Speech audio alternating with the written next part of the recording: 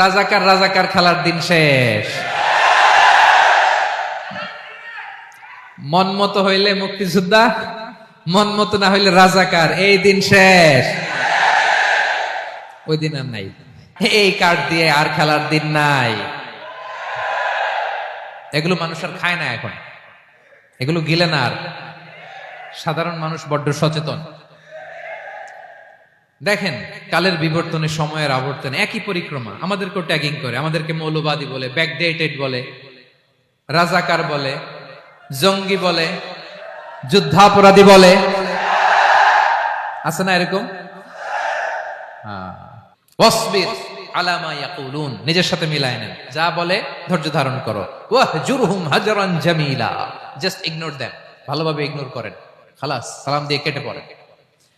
তাহলে প্রিয় ভাইরা, এই বিপদ আপদ আমাদের পিছু ছাড়বে না, পিছু ছাড়বে না।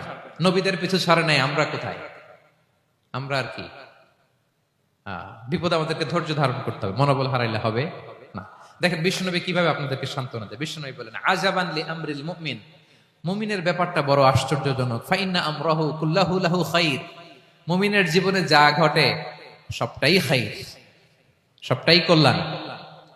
ইন আসাবাতহু সাররাউ শাকারা ফাকানা খাইরাল্লাহ ওয়া ইন আসাবাতহু দাররাউ সাবারা ফাকানা খাইরাল্লাহ।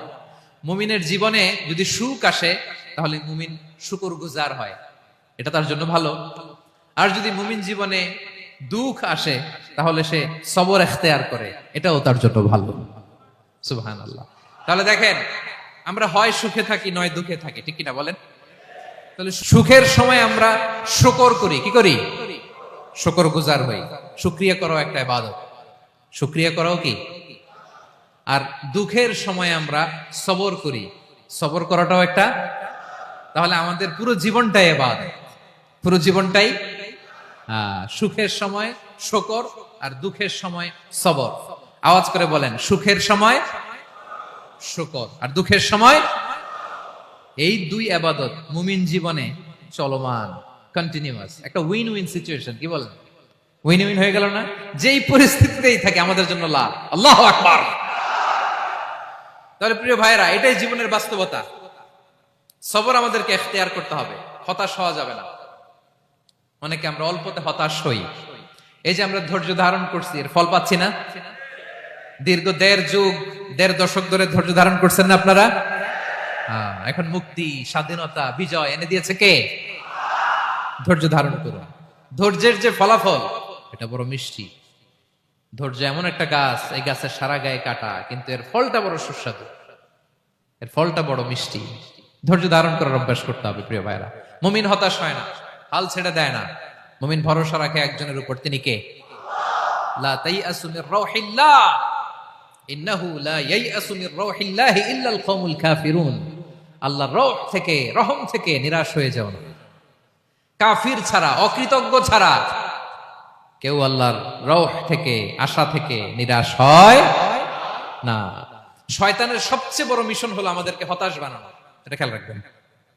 শয়তানের সবচাইতে বড় মিশন কি? আমাদেরকে হতাশ করে দেয়া। হতাশ বানাইতে পারলে সে সাকসেসফুল, খুশি। কিন্তু আমরা এত সহজে হতাশ হই না, আমরা নিরাশ হই না, আমরা বিপদে হাল ছেড়ে দেই না। আমরা ভরসা রাখি এক মহান সত্তার উপর, তিনি কে? মনে থাকবে? বিপদ আসলে ভেঙে পড়বেন, ভিসা না হইলে কান্নাকাটি শুরু করবেন, ব্যবসায় লস হইলে হাউমাউ, দেশ থেকে কোনো দুঃসংবাদ আসলে হতাশ হবেন, ভেঙে পড়বেন। ধৈর্য ধারণ করব আমরা। আওয়াজ করে বলেন, আমরা কি করব?